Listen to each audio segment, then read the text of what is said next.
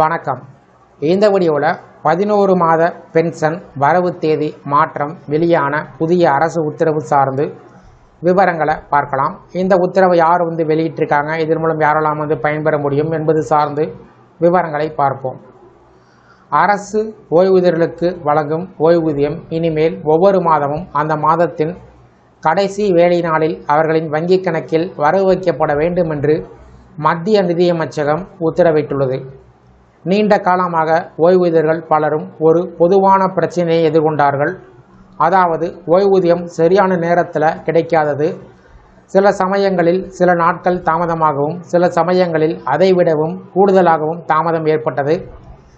இந்த தாமதம் வேலையில்லாமல் ஓய்வூதியத்தை மட்டுமே நம்பி வாழக்கூடிய மூத்த குடிமக்களுக்கு பெரிய சிரமத்தை ஏற்படுத்தியது.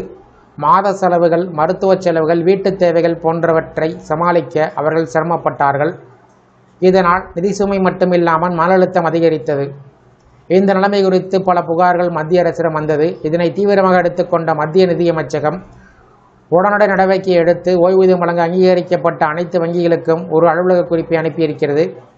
மார்ச் மாதம் தவிர மற்ற அனைத்து மாதங்களிலும் ஓய்வூதியம் அந்த மாதத்தின் கடைசி வேலை நாளில் கட்டாயமாக வழங்கப்பட வேண்டும். இதன் மூலம் ஓய்வூதியர்கள் தங்களின் பணத்தை தாமதமின்றி பெற முடியும். மார்ச் மாதத்திற்கு மட்டும் ஒரு விதிவிலக்கு கொடுக்கப்பட்டிருக்கிறது. காரணம், அந்த மாதம் வங்கிகளுக்கு வருடாந்திர கணக்கு முடிப்பு நடைபெறும் காலம். எனவே மார்ச் மாதத்திற்கான ஓய்வூதியம் ஏப்ரல் மாதத்தின் முதல் வேலை நாளில் வழங்கப்படும் என்று கூறப்பட்டுள்ளது. வங்கிகள் ஓய்வூதியத்தை கணக்கில் வரவு வைத்த உடனேயே அதற்கான மின்னணு அறிக்கையினை அன்றே சமர்ப்பிக்க வேண்டும் என்று அறிவுறுத்தப்பட்டிருக்கிறது. இதன் மூலம் இந்த செயல்முறை சரியாக நடைமுறையில் உள்ளதா என்பதை அரசு கண்காணிக்க முடியும். இந்த வீடியோ குறித்த உங்களுடைய கருத்துக்களை கமெண்ட் செக்ஷனில் பதிவிடுங்க. இந்த வீடியோ பிடிச்சிருந்தா வீடியோக்கு லைக் பண்ணுங்கள். இந்த வீடியோவை அனைவருக்கும் ஷேர் பண்ணுங்கள். நன்றி.